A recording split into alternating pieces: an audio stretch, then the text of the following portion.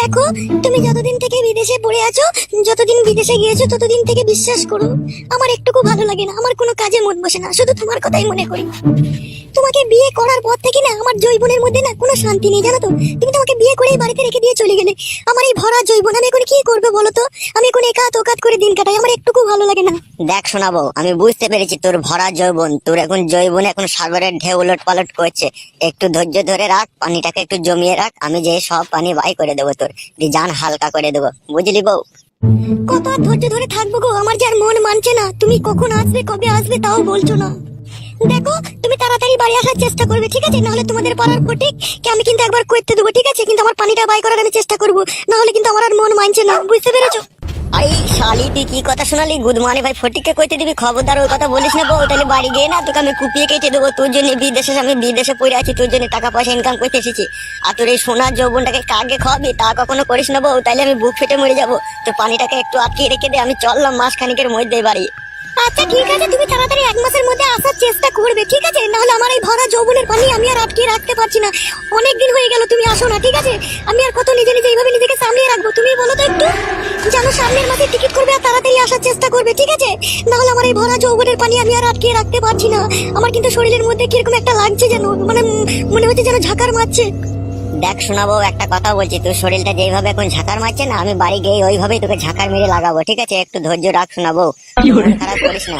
আমি এখান থেকে জাপানি তেল ফেললে একবারে রেডি হয়ে বাড়ি যাব, আর যেই এক টানা তোর কাছে 3 মাস শুয়ে থাকবো আমি, সামনে পিছনে লাগেই না তোকে একদম আলান্ত করে দেবো বউ। খবর দাও, তুই যেন ফটিককে করতে দিস না বউ, হ্যাঁ শোনাবো আমার? আচ্ছা ঠিক আছে, তোমার অপেক্ষাতেই থাকছি, তাড়াতাড়ি আসবে, ঠিক আছে?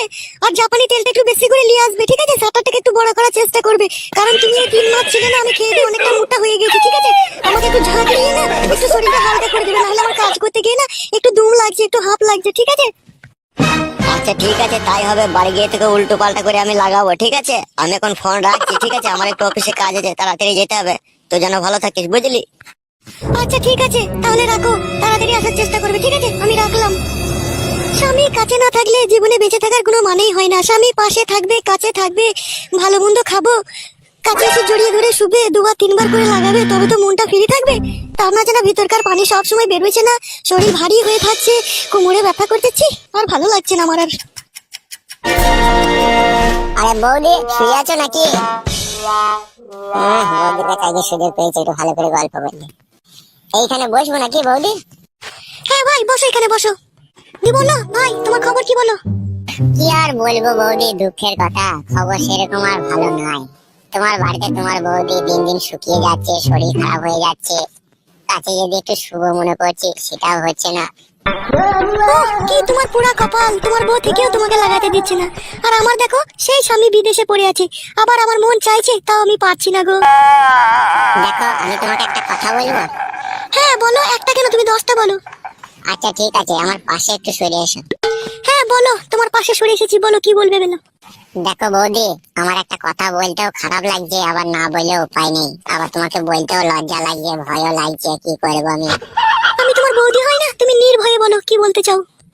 শোনো বৌদি, তোমারও স্বামী নেই, ঠিক আছে? আবার আমার বউয়েরও শরীরটা খুব খারাপ, আর তোমার এই ভরা যৌবন দেখে আমার একটু লোভ লাগছে। যদি মাঝে মধ্যে দুটো একটা রাত তোমার সাথে কাটাইতে পারি, তাহলে আমার জীবনটা একদম মধু হয়ে যাবে গো। একটু এইরকম সুযোগ আমাকে দাও না। ভাই গো, কি বলবো তোমাকে, দিতে তো আমারও ইচ্ছা হয়, কিন্তু পাড়া প্রতিবেশীর কথা, পাড়ার লোক যখন জানতে পারবে তুমি আমার কাছে মাঝরাতে আসো, আমার সাথে থাকো, আমার সাথে সবকিছু করো, তখন তাদের মুখ আমি কি করে আটকাবো বলো? হ্যাঁ হ্যাঁ, তুমি ঠিকই বলেছো, এই সব পাড়ার লোক দিকে নিয়ে হয়েছে জানে জ্বালা। যদি আরাম করে কেউ যদি কইতে দিবে বলে, তার কাছে যদি যাই, এই শালারা বেশি খিটকাল করে। তুমি তো জানো আমার স্বামী নেই, আমারও ইচ্ছা হয় জানো তো, কিন্তু কি করবো বলো? শোনো বৌদি, ভয় করার কোনো কারণ নাই, ঠিক আছে? আমি মাঝরাতে আসবো, ঠিক আছে? আমি এসে মনের মতো করে তোমাকে আদর করবো, ঠিক আছে? তাই নাকি? মনের মতো করে কি করে আদর করবে একটু শুনি। মনের মতো করে আদর করবো মানে, আমি যখন রাত্রের বেলায় তোমার কাছে আসবো, তুমি ঘরের ভিতরে শুয়ে থাকবে, ঠিক আছে? কাপড় পরে তো তুমি শুয়ে থাকো নাকি? হ্যাঁ হ্যাঁ, আমি কাপড় পরেই শুই মাঝে মাঝে। শোনো, তুমি কাপড় পরে যখন শুয়ে থাকবে আমি আসবো, আমি নিজের হাতে করে এসে তোমার শাড়িটাকে খুলে নেবো। আমি খুলে শাড়িটাকে খুলে গোছ করে আবার তোমার মাথায় বালিশের মতো করে দেবো, দিয়ে তোমার উপরে শুবো। দিয়ে প্রথমেই আমি কি করবো জানো তো, তোমার সায়াটাকে একটু উপর দিয়ে হালকা করে তুলে তোমার লাবিতে মুখটা লাগিয়ে চুমু খাবো। মেরে বুকাচ্ছি না, ওইরকম আমার সামনে কেউ আমি করতে দিই না। তোমাকে কি করে দিই বলো তো? শোনো, সামনে হচ্ছে তোমার পার্সোনাল জিনিস, ঠিক আছে? তোমার সব জিনিসে ও টাচ না করতেও পারে, কিন্তু আমি তোমার পরকীয়া প্রেমিক। আমি যে তোমাকে মন খুলে, জান খুলে, প্রাণ খুলে একদম আদর করবো গো। যেটা আমি করবো সেটা তোমার স্বামী কোনোদিনও করবে না। তাই নাকি? তুমি যেরকম ভাবে আমাকে আদর করবে সেইভাবে আমার স্বামী আজ অব্দি কোনোদিনও করেনি। না গো, আমি কি তোমার মিথ্যা বলছি নাকি? তাহলে আজকে রাতেই আসবো, দেখে নিও একবার চেক করে। আচ্ছা ঠিক আছে, তাই হবে। আমি মাঝরাতে তোমার অপেক্ষায় থাকবো, আসবে তো তুমি? হ্যাঁ অবশ্যই আসবো, কেন নয়, আসবো আমি তোমার কাছে। ঠিক আছে, এসো তাহলে, এখন এসো। তুমি রাত্রিরে যেন অবশ্যই আসবে, ঠিক আছে? আচ্ছা ঠিক আছে, আমি রাত্রে আসবো, ঠিক আছে? রাত্রে ওই 1টা-1:30টার সময় আসবো, ঠিক আছে? তুমি যেন ঘুমিয়ে গেও না আবার। না না, আমি ঘুমাবো না, আমি তোমার অপেক্ষাতেই থাকবো। আচ্ছা ঠিক আছে, তাহলে আমি এখন বাড়ি চললাম। আচ্ছা এসো তাহলে। সালা জীবনটা সোনায় সোহাগা হয়ে গেল রে আজকে রাত্রে।